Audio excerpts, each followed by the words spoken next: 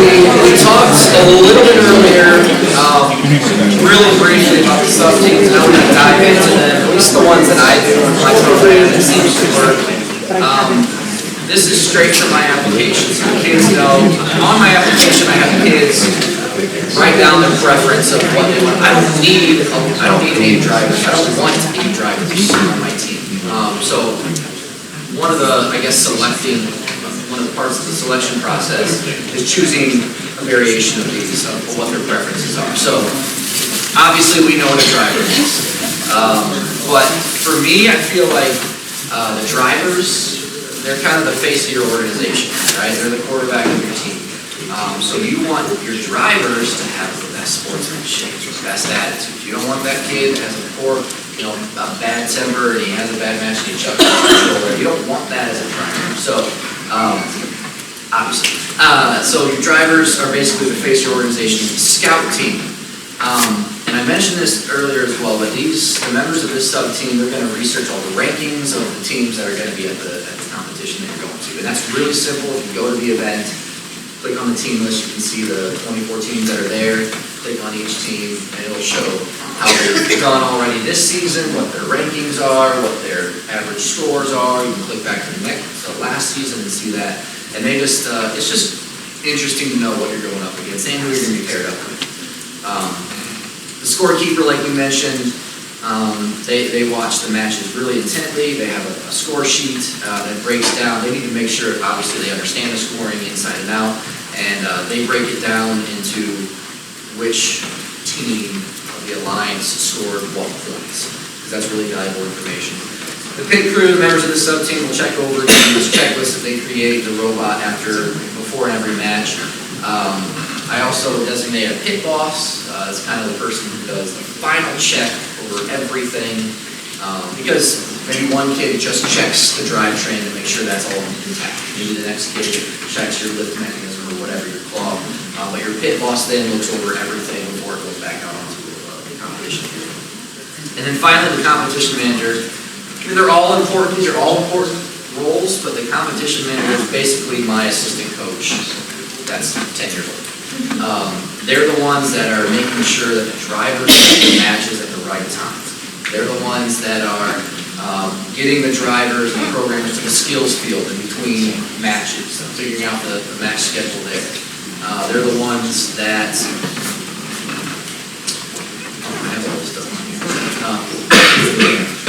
this is modified from something Steve created, but this is what my competition manager goes through the competition with. So you can see there's a checklist right there before an event. They need to check as a team. We need to get the robot inspected and checked out. They need to make sure the batteries are all loading and charging. They need to turn in the design notebook, and then fill in the match schedule. And then of course your stuff at the end of the event. Get a team picture, return everything in the box, pick up all the trash in your pit, clean your pit, and then go home to the hosts. They're in charge of all this. And so this is why it's important to practice this in practice before you get to the competition. Because I made that mistake my very first year, just handing this to a kid, to my competition manager, and we missed our very first match. Really embarrassing. She felt horrible, but well, and so his sub-team is really aligned to the structure of an actual race team. So if you look at any actual race team, whether it be BMX dirt bikes or just BMX regular bikes, I mean, the structure of the team, the sub-teams that he has kind of align are a little different, but yeah, this is like the suggestion. This is the scout team sheet that they use prior to an event. You can just write down the team number, team name, school, the rankings, how they did last year, the different awards they've won. It's just important information to see who you're going against. And then here's the scorekeeper's sheet that I created for this season. Left side is how we do. Right side is how our alliance does. Tallying up the points. Team 1 score, Team 2 score. It's always interesting to see, are we getting 60 points and they're getting 4, or vice versa? Is it pretty equal? Whatever. And you can use information then in your practice to modify and change things and figure out your strategy. Here, I'll meet you. Go ahead. You put these in your notebook. Put everything in your notebook. Yeah, it's all of this. This goes to Greasy was the world excellence winner. This goes to your notebook. All this goes to your notebook. I mean, that's notebook right there. Here, hold it. This is 180 pages, and it's completely, just completely full of this stuff. Is there a curriculum on the VEX site to teach the kids how to do this? No, I don't know. There's not much out there. Why you're here? You are literally not allowed to, it's not being feedback, you are not allowed to be notes in the notebook. Yeah, There's a rubric There's a rubric right in it. for what you need to have in your engineering notebook and like the bare minimum kind of thing, but then you have to go with it. And then they have a sample notebook on there, which is completely inadequate Oh, for it's all, today's conference. it's all, yeah. Theirs is more of a really all-around engineering notebook than they. Essentially, yeah, that's what, yeah. Back in the day. Yeah, yeah. One thing I would say about Jake's comment about scouting and everything, so I think I don't know, I'm reading some of people's faces like, this is really intense, this is like a lot to do in a competition, and I would say there's two reasons why you would do this. One, this theme is competitiveness, and how do you get more competitive, and this is just the next tier. But the other, I think, theme of this is trying to get all of your students involved at a competition. And what I hate at going to events when I see teams, there's just the two drivers, the only ones engaged, and everyone else is just in the corner of the pit sleeping and not doing anything. So If you watch my team at a competition, every kid is doing something at all times, at all times. The scout team is actually something new that I did last year, because remember earlier I took 16 kids instead of 14, I had to create something for those kids. So, we'll see if I keep this going or not. But yeah, and you might not, let's just say you don't even use the information, but you act like you do, and you give that responsibility, and it feels like they're important, and you tell the driver, hey, the team you're gonna get paired up with, they only got 4 points the last match. But if they're gonna tell you they can do everything, we just know in the back of our heads, maybe they really can't, because the data shows from our scouts that they really can only get 4 points. So, you might use it, you might not, but it gives the student something to do, and I think that's the whole point. Well, and this is closer to reality, because every business has that person that's in the background collecting the data, right? Every business has somebody who is responsible for different aspects, right? And pulling that together makes a business. And so for them to understand that there is the person who's out front that gets all the glory, there's all those people on the sidelines doing those somewhat menial jobs that are just as important, that allows those people in the front to shine. yeah. The music, I love to give the analogy of a music industry, because, inner city kids, music's like their thing. And so you talk about all those people behind that front person, and the artist gets all the glory. Yeah. But it took everyone. And think about, what we talked about earlier, I don't want any downtime at all, because we all know what happens when there's downtime, right? So, there is no, and we've been to so many competitions where kids are literally just hanging out in the pits, and the pits are, half a building away, and they're like throwing things at each other, and like snooping into our pits, and things like that. You're not gonna have that issue if every kid is has a sub-team or is doing what they're supposed to be doing. So keeping them occupied for 8 straight hours is a difficult thing, but, yeah. I'll say we did a little bit of that as well, and one of the things that doing a scouting thing like that can give you is give your kids some target teams to go talk to and introduce themselves to and find out what they're doing and how they're doing what they're doing, and learn something, and learn how to actually go out and communicate. Yeah, looking at the rankings and the numbers, like, allows your kids to kind of shoot for, not necessarily to beat them, but like, hey, these are the scores that are, kind of winning competitions, we need to be, setting goals for that, let's say. I'll say that last year in my first year, I don't know if we competed with you guys, but other teams did have scouts that would come and talk to us. We really appreciated that, because we had no idea what we're doing. Yeah, absolutely. We try to do the sub-teams, and I wish I did it incorrectly, because I've had so many parents and so many kids tell me that I want to just drive. I want to drive, I want to go. And I was like, how do you deal with So, that? I've talked to a lot of coaches, we rotate the kids to the sub-teams. I don't do that. I'm sorry? said, I've talked to a lot of coaches who rotate their kids through sub teams because they don't want their kids feeling, their parents feeling, and I don't do that. I don't do that either. Because, just like I said earlier, you're not going to put Andrew Luck at the offensive line and then at running back and then tight end just to make him feel better about himself. And And that's what we did at state, because they ended up going to state for the first time, and it was awesome, they had a great experience. But the two drivers that actually built the robot, they were there, and they drove for the first time, brought the kids in, and the kids decided that they were going to drive the entire time. We didn't end up going to World Cars at one point. But anyway, not to care about that, but parents, I mean, I got ripped up because their kid didn't get to drive it, state. that's part of the expectations that you set in that parent meeting. And you tell them that. You say, we only have two drivers, Along this line, I'm just asking everybody, how many of you had driver tryouts? Who's gonna be a driver for this whole thing? Yeah, and that's a great way to back up your. We did, it's so close. I've had people be like, they had two sets of drivers, and they'll do odd matches, or their one set of drivers, even matches, and then after their eight, whoever did better, plays in the finals. I've heard that as a fair way to do it. Where you have tryouts before, I mean, again, you go back to sports all the time, for good and bad reasons, but you only have a starting team. And in wrestling, you have to wrestle your people, and then the winner is gonna be the one playing wrestle that night. So, you have a drive-off at school, whoever wins, that's it, you're set. And everyone else has to support the team in some way, and it just teaches kids that they can't just be the center of attention all the time. You need to be able to support the team in a different way. So practice continue going through like all of your members of your team, because you drive the first part of the time, and then the subgroups are still there for future. I tell first year teams, they all should get a chance that every kid gets to drive. We should pass that now. Right. You're moving on to the next level, and the next level is you're gonna have maybe one set of drivers, or you'll have two sets of drivers, and they'll compete at practice, or they compete at the competition, whoever's on that time is gonna go play. If you want to cater to those kids, and you go to a competition that has unlimited skills attempts, that's done. I'd also throw out, if you're a pretty football fan, it doesn't work when you have three quarterbacks. You have to take your quarterback, you gotta go with it. Playing football's so frustrating, when they rotate every quarter and put a different quarterback. Go ahead.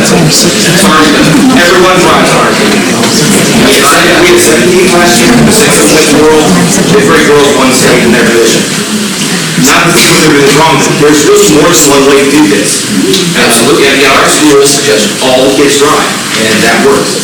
And the way it works for us is that if you're a bad driver, you're not showing up for practice, you will drive, and you will drag your team down. You need to show up. So how do you do it? At the competitions, how do you have them drive? There's usually. Just a rotation? There's not a rotation, they make matches, two drivers each, so 16 opportunities, there's usually a way to do this. The best drivers drive skills and drive championship. Because everyone has an opportunity to drive.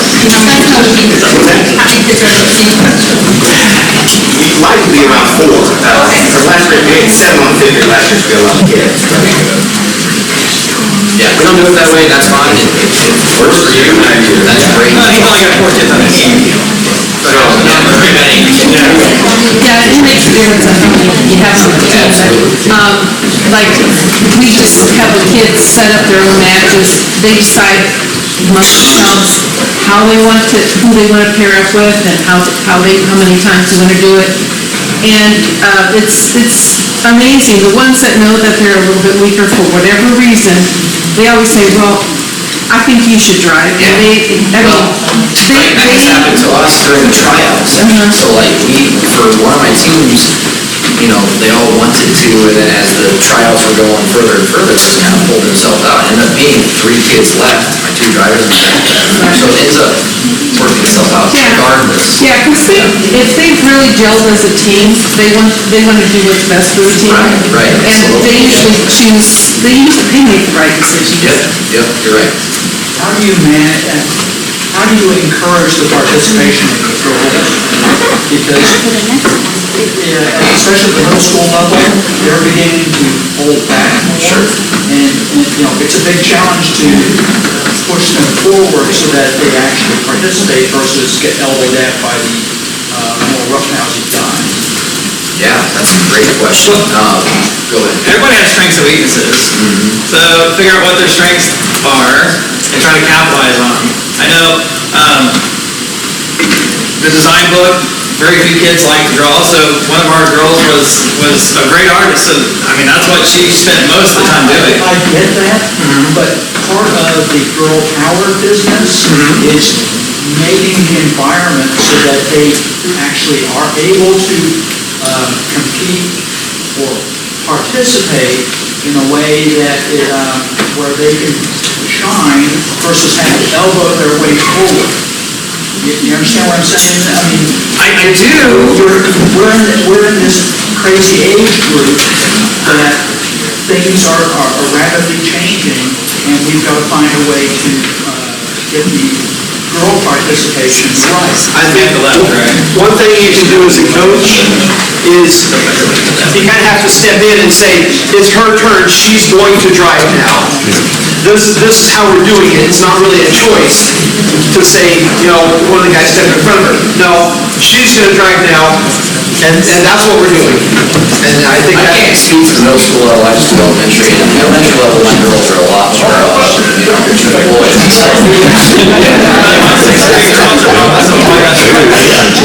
Yeah, I mean, I've always had sixth grade girls be one of the top 3 drivers on the team. Can you have something from this email come in? Yeah, are all your coaches men? No. Okay. I teach middle school math, and I experience that with the girls, and what I have found is our teams have everybody drive for the first, we break it up however many people are in the teams and kind of figure it out equitably, and then they kind of figure out the last 3 matches, who's going to be the drivers. And I tend to, whether I'm doing an in-class activity with math class or whether it is in class or whatever, I give the girl who I know is a little bit more stand-backish the clipboard, because the clipboard where they write that information down is the power. So she can go ahead and write her name down wherever she feels like it. And it really is empowering to give it to her. Or it's to him in that situation, in some situations too. So just giving them that power. Like I said, these are just suggestions. This whole collaboration and communication discussion, this is awesome. It's great because you guys are shouting out ideas that I don't do. That's awesome. When we form our teams, we've done this enough years that, of course, I always give the option, if you were on a team last year, you want to keep the same team, you have that option of keeping the same team. But especially when the elementary teams come in, there are girls that say, can we be on a team together? We want to be on a team together. Sure, go ahead, form a team. Because they feel like they're going to get their say and they're confident. And we're all together building anyway, so we're sharing ideas and stuff like that. But then we have a girls' team that formed in 5th grade, and by 8th grade, I mean, they really are confident. And I just feel that they're spending so much of their time together. They want to be with people that they want to work with. And we always figured out, I say, tell me who you'd like to work with, but realize that I'm your coach and I can move people around and I can make decisions, because we always have to make sure everybody feels welcome into whatever team. So it's a real balancing act, but I want to get their input, but I have the last say, and we'll be maybe shuffling around and we'll see how things are working. Because, there is a lot of drama in middle school. And sometimes when we have an all-girls team, there can be an awful lot of drama. But the thing is, you just got to ride the storm out, because sometimes they just have to learn. That's part of the whole process. How do you learn to work with people, and how do you learn to collaborate? And when you don't get your way, do you go off and pout in the corner, or do you come together? And that's kind of what I feel our jobs are, is to help them figure it out. Yeah. Because I think that's the hardest part, is learning how to work together. We actually had 10 girls in our two teams. And I had one girl who I could just see that potential. I saw it all. But her, on the application, her preference was, build and design was at the bottom, driving was towards the bottom. And I had a conversation with her because I knew that she would be awesome at building and designing. I knew that she'd be a great representative of our team, driving, and instilled that confidence in her, and she ended up becoming a world champion because of that. And George knows exactly who she is. Just an awesome representation of our program. Yeah, it's just a little conversation, and she would even say at the beginning of the season she had zero confidence in the world. She became one of our leaders. Right, I'm sorry. I want to piggyback on that because maybe this will help engineering John. That's engineering John. Is having fun. You guys probably do this all the time as educators and teachers, but in that moment, if you do hear boys being unruly to the girls, pulling that boy aside and saying, let's even back up. You should be having conversations about what brainstorming is and why, how in brainstorming we're just throwing out ideas and there's not really a bad idea at that point. And we need to make sure we respect everyone's ideas and we're a team. But eventually you're going to get to a point where you're going to have to filter out what is not an appropriate approach. It is really powerful as a coach to be able to pull people aside and talk to their boys and say, you know what, I'm listening to you and the way you're talking to some of the other students. Not necessarily, you just don't have to single out the way you're talking to girls, but maybe you do. But the way you're talking to the students is you're not allowing them to finish their sentence or their thought, and you're suppressing their ideas. And they have some really good ideas. So please, let's try to back off a little. Treat them like an adult. I mean, that's what you need to do. And the same thing with the girls, like Jake just pointed out. I say this to my first year coaches, and maybe this is what some of you heard. I don't like the girls to be the designers of the team. I like them to be the drivers of the team and put them up front and center, the leaders of the team, to show that they can do this and they have the ability to do this. So you might have to have those side conversations with the girls on your team to say, I know that you like maybe the art side of robotics, which is fine. You can continue to do that. But I really think you have the ability to build, or the ability to program, or the ability to drive. I'd like for you to try it out. So sometimes it takes a little push to those girls to get them out there and to show the boys, yeah, they actually have great ideas. So those side conversations need to happen. Beautiful. You just go. Right, so obviously for its purpose, it's to bind the kids together, so making them feel included, right? Having teams like his red and blue shirts, and then he had a red and blue shirt. That was awesome. I'd really considered that. We generally have two different shirts for the two different teams, and then we try to find some way to then have something that is common between us, because we're all one team. Any of us gets an award, we all go off both teams. We don't really separate ourselves. We are a collective, but we have to compete as two different teams. Don't wear that stuff. Yeah, cumbersome. Yeah.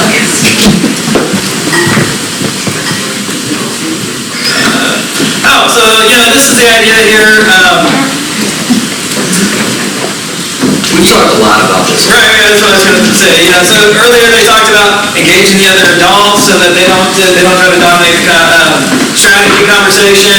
You're at the event, I generally walk them to the other team, and then if it's going well and the adults seem to be staying out of it, I generally walk away myself and go check on my other team. So I don't stay there and babysit.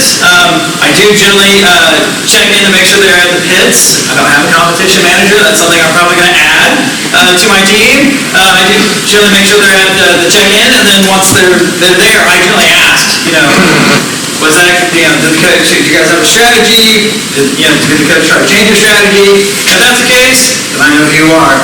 And then I stay there. Next time that I see you at a competition, if we're paired with you, I'll be at your pit, probably talking your leg off. And that's just so that you don't try to change their strategy. Yeah, I don't even go with the drivers and the scout team. I go talk with the other teams. They come back, they report to me, and I can trust them.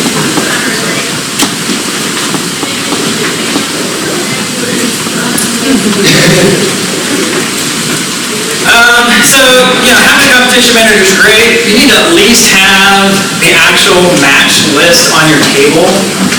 It's surprising how many coaches are running around with their clipboard, and that's the only list that exists. You can't expect your kids to get to where they're supposed to be on time if you don't have something for them to be able to check what that time or match number is. So at least write your matches out on a sheet, have something for them to be able to access that, and that says you can hold them account for being there or not.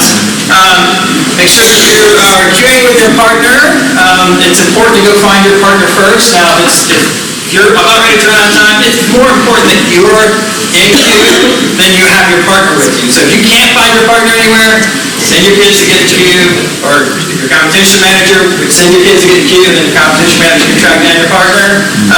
But make sure you're there on time if nothing else, so you can at least some score instead of zeros. Yeah, make sure you check the match number. I know it's probably common sense by now since you've been in it for a couple of years, but check the match number, not the match time, because these never nice. And understandably so. But your competition manager, in my case, was just constantly going back and forth between our kids and where they display the match number. And 15 matches, 10 matches before their match, you can tell them. So match number, not match time. And then if you are making a parent responsible for some of your teams at an event, make sure that they know how to use VEX Via and that they have it downloaded. That's a valuable resource that not everybody utilizes, but they really should. Yes. Yeah, I'm sorry. Yes, I should have made an assumption there. Yeah, so VEX Via is 90% of the tournaments, I don't think I've ever been to one, that doesn't broadcast the match list and the results on the VEX Via app. So use that. And again, pay attention to the match number, not the match time. This is kind of a question for Randy. At Worlds, they had it where it notified the coach, like your queue is up and. Text messaging. Yeah, are they gonna do that for just all competitions now? That's actually available now. I mean, it's up to what the schools keep on doing on their. I'll say it. I'm trying to watch it work. I'm done.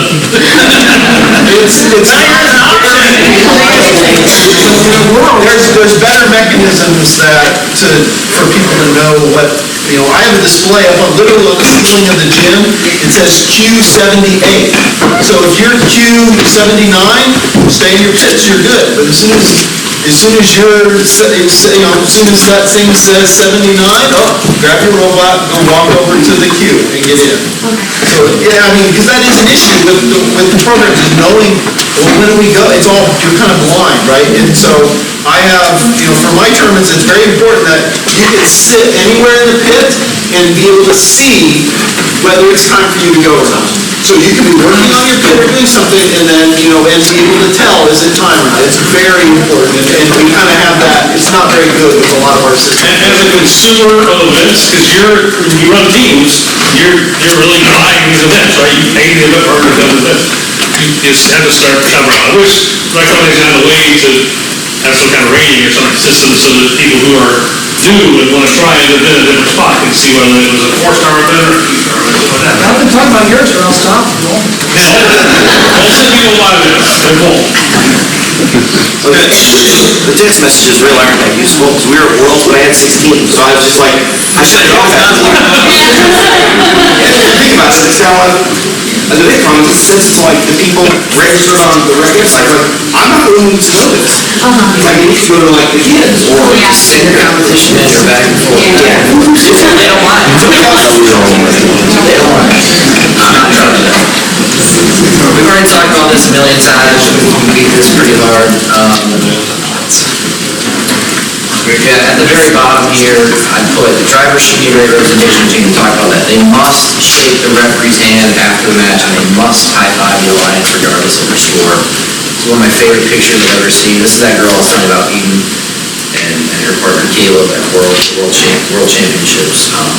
They got a 40-point score in the division finals and won the division at Worlds, so they made it to the World Championship finals and got a 20 number 25 or 26, because so much went wrong and it didn't matter. She still high-fived him. He tried to, they didn't, but it wasn't because of poor sportsmanship, it was just kind of an awkward exchange, but she made sure and got that in despite the horrible score. Horrible 26, right? It's not a horrible score, it's a great score actually, but for the village. Go back to that, sorry. Yeah, sorry. In a second. So I've had the opportunity to present to first-year coaches about why we do robotics. Instead, if you guys remember when we got the grant, we would just send you a robot kit and say, good luck, we'll figure this out. I spent half the day with you explaining why we do robotics. And on that 4 hours, we didn't really even talk about the robot. It was only like a quarter of the time. It was really about why robotics impacts students. Why do we do this? And if you remember in the beginning this morning, I was like, this session today is to try to teach you guys what the next step is, how to get better, how to become more competitive. But if you remember, the very last thing is we can't lose sight of why we do this. Like, going to state, awesome. Going to World, wonderful. Making it to the finals, holy cow. Winning the Worlds, that's blown my mind blown. Those are all great success, high-five, cheering moments, but that doesn't happen to most of us in this room. And that's not failure. That's not mean that you did not succeed or your kids should be completely disappointed for what they accomplished. So I texted Jake after this because his red and blue team made it all the way to the World's Finals. And every single team, there's 12 teams. 10 of them were from China and 2 of them were from Napoli, Indiana.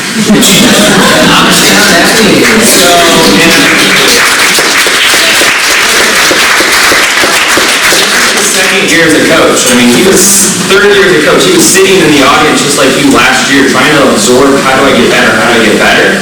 And I've seen this video, and I have it on YouTube, and I show my first year coaches this video to say, the whole point of showing this video is not because they made it to Worlds, not because they made it to the final stage, not because he got both teams to the final stage, and that the score to beat was 40, and they've gotten 40 before. And there's a moment, and I'll just say it, the Chinese team made a big mistake. They knocked over a bonus hub, and then they chased it down and bumped them when they're stacking, and then it just all went downhill from there. They ended up with like a 20, and they've just gotten 40 before. And that, Eden, the girl knew at that moment they lost the world championship. She knew that they were her hopes of winning is crushed. And the very first thing she does, she's on camera in front of thousands of people. She doesn't cry, she doesn't complain to her other student. She reaches over and high-fives them. I call it the high-five heard around the world. Because I was so proud as working for a nonprofit here at TechPoint Foundation for you saying, this is one of our grant teams. This is a coach that's showing the students what this is all about. Here's a girl that represents Indiana better than if she won and holding up a trophy. I'm more proud of this than if every single one of you guys made it to Worlds and won and got a trophy. I wouldn't be bragging about you guys as much. It would be like, oh, cool, we did really well. I've been bragging about that high five more than anything. So I just want you guys to think about that. Sometimes we get caught up in competition. I do as well. And sometimes I regret some of the things I do when I'm getting competition. But we just need to make sure we don't send the wrong message to our students. And I always say this, your energy and your emotions and what things that you say going into a competition, your disappointment of when they lose a match, you're like, oh, dang it, that rubs off to your students. They're going to react and act the way you do. So you need to be positive. You need to just be like, hey, you know what? We're going to get better next time, okay? On your car ride home after the competition, that's when you have that, gosh dang it, you vent in the car when everyone else is around. In front of your kids, you have to be on your A game because then they're going to be on camera in front of the entire world. They're going to be showing what I call the Hoosier hospitality. So anyway, that's me bragging about Eden and Jake and what I really think Indiana teams represent. All of you guys, I've seen so many great things. I just didn't get it captured on a camera like I saw this. So anyway, that was a season long of preparation. I think at the beginning of the season, I don't think either of them would have reacted that way to all the mistakes and failures that happened in that match. So that's on you guys as the coach. One last thing I'll say about this slide is this right here, practice, practice, practice. I remember first year training with George, he had that balance thing, right? Practice and design should be pretty equal, and I agree with that. I obviously agree with that, but you guys ever heard the phrase practice makes perfect, right? I don't agree with that. It's practice makes permanent, right? Practice does not make you perfect. Otherwise, LeBron James would shoot 20 for 20 every single basketball game and whatnot. It doesn't make you perfect, but it does make it permanent. And so just locking in the field awareness, we call it. What happens if this happens? What happens if this happens? Where are you going to go if this happens? And the only way to get better at that is to practice a ton. Skills, you want to talk about skills? No, here we go. You guys, actually, I will say something about skills. What's that? Apparently it's only 3 attempts. Three no matter what. That's it. All right. That's all right, I guess. But maybe we will talk about skills, because I feel like for some reason, I remember as a first-year coach, even as a second-year coach, skills kind of confused me a little bit. And even at competitions we've been to recently, like this year, skills was confusing for the event partners, which I thought was really weird. There was one event where the person who was running the skills field, and granted, you gotta have grace. They're a person who is a volunteer, and they probably don't know much about robotics, and they're just roped into this last night. But my kids came back to me, they're like, we're not allowed to program. I was like, why? And she's like, I guess this was last year, Sophie. She said, because she said, we're not doing programming, we're just doing skills. I'm like, what? Skills is programming and driving. 3 attempts at driving, 3 attempts at programming. She didn't understand that, so, and unfortunately, she wasn't listening to my kid, who was being very respectful, and saying, no, that programming is part of skills. And so I stepped in respectfully. Again, it's all about respect, but just kind of had to set it straight. Like, skills is 2 different parts, and make sure you put their programming score into the programming database, not really driving, right? So I would definitely make sure skills is a huge priority. I've talked to a lot of people who don't even attempt skills because it's not a state qualifying award. And it's not. You still get a trophy. Now listen, it's not a state qualifying award at that competition. And that's where the confusion comes in. Like, well, we can't say if we win that, so we're not going to even do it. No, do it, and then at the end of the regular season, they have a ton of spots to fill. Like how many? Elementary, we invited at least 60 probably. Yeah, so they invited 60 teams based solely on skills ranking. So spend a lot of time, because here's the thing, only 2 teams, I guess 3, get the state qualification at a competition out of maybe 30 teams. Yeah, and you might not, the chances aren't great that you're going to win, or qualify for state based on that, but the chances are really good to qualify for state based on your rankings if you focus on that. You could be ranked, for elementary, for example, you could be ranked 200 in the state of Indiana and get an invite to the state. Right. So Randy and I, at the end of the season, we compiled some how many open spots you'll have at state, and then we invite right off the skills list. What typically happens is the team that already qualified for World Challenge rankings, the first and second line, or first alliance, those people are already usually in the top tier of skills. Right. And so we'll make phone calls, and they're like, well, we were 170th. And I was like, yeah, I got you in state. Right. And they're like, we took our robot apart. Like, we got 2 weeks to build it.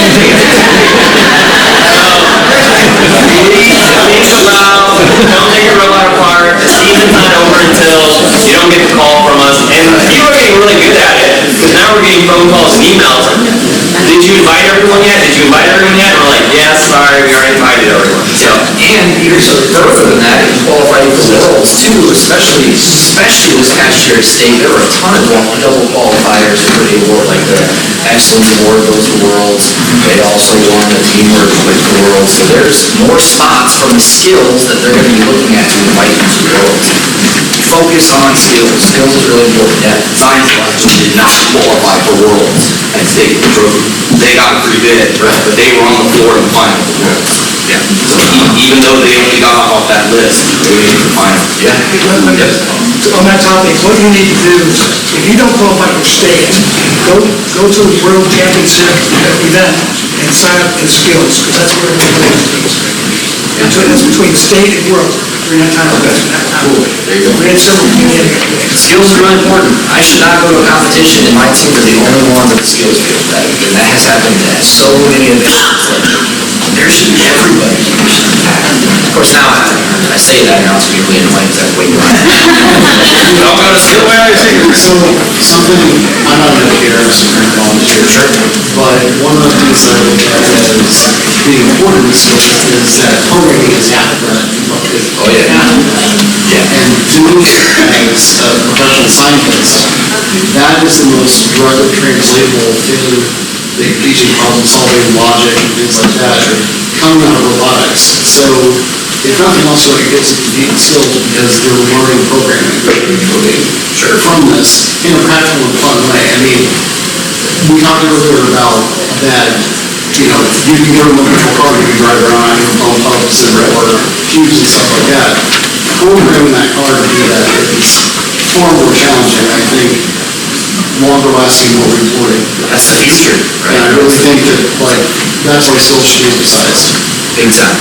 And on a smaller scale from that, last year especially, there were a ton of teams that didn't attempt programming at all. And all those teams were bunched up together. Even if you did a simple program where you just drove forward, did a high 4 points, that separated you from everybody else, right? I mean, everybody was bunched at 14, 15, 16, 17, 18 points. You know, you had some outliers, 19, 20, 21, but everyone was in there. You get that 4 points, you'll sit, you just knock off a yellow hub, knock off another yellow hub, you get 6 points. I mean, that just raises you several ranking spots. And so, focus on skills, that's a good one. Your thoughts? Yeah. I just have a question. When you're doing the driving skills part, how much of that is actually driving and how much of it can actually be things you've already pre-programmed? That's not a question for me. Ask Dave as much as you want. The entire thing can be autonomous. You don't have to drive any of it. But it's just whatever you want. Dave's not a particularly good driver, but he's an awesome programmer. You mean the driving part? I've had kids, teams that basically, when they run their driver skills, and at the start, they push a button on the remote, starts their autonomous program, and they just kind of stand there dilly-dally because usually it's at the beginning of the season when their programming is not as, or when their driving is not as good. It was like, in this case, they spent all their time writing this awesome program, and their driving was just inconsistent. And so their autonomous was better than their driving, so they just hit their autonomous. There's no rule that says you have to, that is not a notion in robotics. So yeah, you can have at any level of sort of, pure driver to semi-autonomous functionality to, the whole notion of like setting the arm to go to one position, just pushing a button and it goes to that position. That's a semi-autonomous sort of functionality. So I understand that, but to me, there's a fundamental, question in my mind. What makes that different from programming? I don't even know. There's the one thing that you can't do in driver that you can do in programming is you cannot reset the robot. Right. Like at any time. You have to actually, it cannot reset. Yeah. And like pick it up. You can't reset it for an advantage. In autonomous programming, you can reset it as part of your plan and as part of an advantage to score points. But in driver, you cannot do that. And in general, it's not an advantage. Every team of good drivers will outperform the robot driver itself. The robot has to take a lot of extra steps and do a lot of slow moves and control moves that humans will have to do. So we're never get a better score driving programmer. It's an extreme case where somebody's able to make an autonomous program do better than the driver. That doesn't happen. Hopefully, in the future, that won't be the case. And they'll have to change the rules maybe if they really want to promote driving, which I don't know that that's necessarily an important thing to do. But because I think programming is your best bet for making money in this world. But it's hard to get that autonomous program to beat a driver. Well, then it's a robot, it's got some autonomous function, like I said, the arm goes up, it stops at a certain level, that's programmed. The fact that it drives itself across the field as it's doing that, it's just programmed. You can't cut the line off, say, yes, you can move arms programmatically, but you can't move the robot programmatically. Right. So they have to allow all programmatically controlled in driver. And the team. Yeah, I don't think you'll see it very often. That's our program's weakness. I do not know how to code at all. It's a foreign language to me. So driving is our. And that might be why we do so well with the teamwork challenges, because I don't really focus on programming either, because I'm not good at it. I've got, the kids are better than I am, so they muddle through, but doing states and stuff that we learned today, they're not there. So I need to step up my game at the weakness that I need as a coach to perfect in order to show up their skills. Yep, we're gonna fly through this because we have one more. We have awards after this. The team around, make sure that all my kids are watching every single match.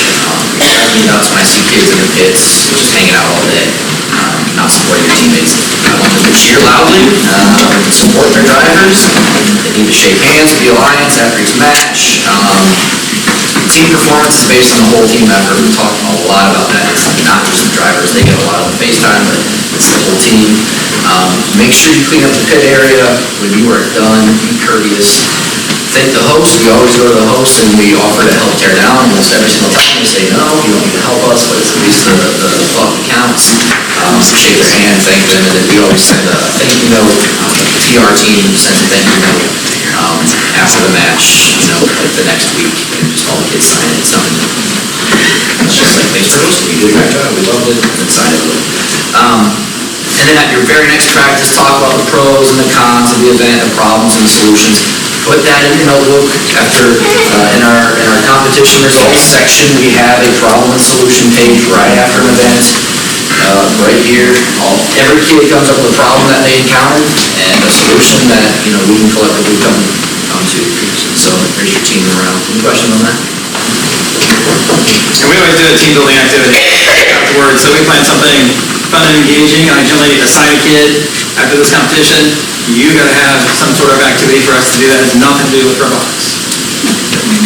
Again, just kind of building that camaraderie.